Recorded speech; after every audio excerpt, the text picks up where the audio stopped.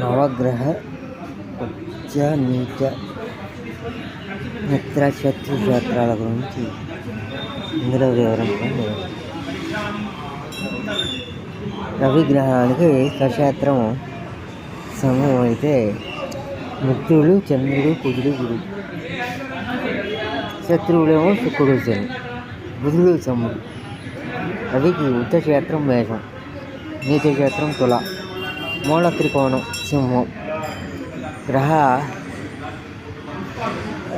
ఒక సంవత్సరాలు 6 ఏళ్ళు.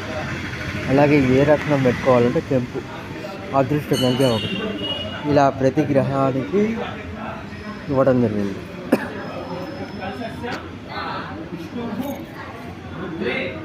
చంద్రుడు కర్కాటకం, రవి బుధుడు మిత్రులు, శత్రువులు లేరు.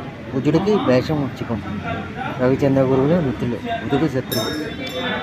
బుధుడు మిథునం కన్య స్వక్షేత్రాలు, రవి శుక్రుడు మిత్రులు, చంద్రుడు శత్రువు.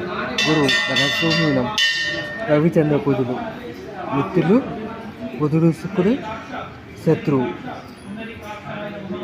అలాగే శుక్రుడికి వచ్చేసరికి వృషభం తుల, బుధుడు శని, రవి చంద్ర కుజ గురులు.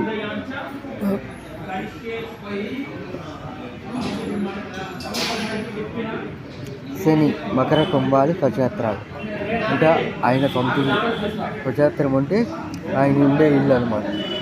మిత్రుడేమో బుధుడు శుక్రుడు, శత్రువులేమో రవిచంద్ర కుజుడు. మొదట రాహు కన్య, కన్య ఆయన స్వక్షేత్రం, శుక్రుడు శని మిత్రుడు, రవిచంద్ర కుజుడు శత్రువు. కేతువు మీనం, రవిచంద్ర కుజుడు మిత్రులు, శుక్రుడు శని శత్రువులు.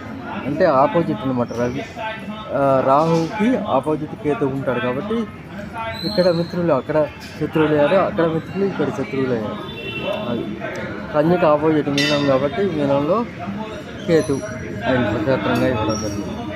అలాగే గ్రహ లింగాల గురించి, అలాగే పురుషలింగం స్వభావం ఆత్మ, రుచులు కారం, సంచారం 1 నెల, జప సంఖ్య 6000, గోధుమల దానం, దానం ఇచ్చే రోజు ఆదివారం, ఫలితం ఆయుర్వేదం.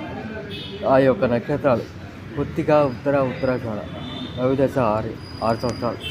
మొన్న మధ్య నేను వీడియో తీశాను కదా, ఇది ఇక్కడ ఉన్నది. కొద్దిగా ఉత్తరాషాఢ, రవిదశ, రోహిణి, హస్తాశ్రవణం, చంద్రదశ. అంటే